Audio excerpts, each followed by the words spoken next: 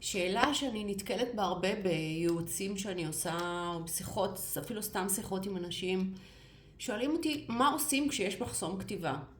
אז אני שואלת, מה אתה מרגיש, מה קורה לך כשיש מחסום כתיבה, איפה אתה נמצא? התשובה היא מול המסך, מול המחשב, וזו פה הטעות. מה שנקרא, התשובה נמצאת בשאלה. קומו מהמחשב. ברגע שאתם מרגישים שאין לכם מה לכתוב, קומו מהמחשב, אל תהיו על ידו.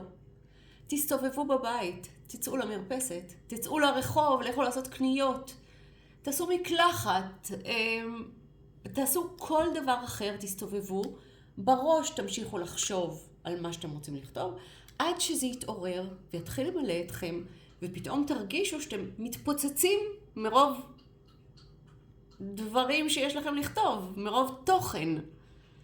וכשיש את ההרגשה הזאת, המלאה שאתם רוצים לכתוב, ואתם כבר ממש רואים איך זה מתנסח, איך המילים הראשונות מתנסחות, אז תלכו למחשב, תדליקו אותו, ותתחילו לכתוב.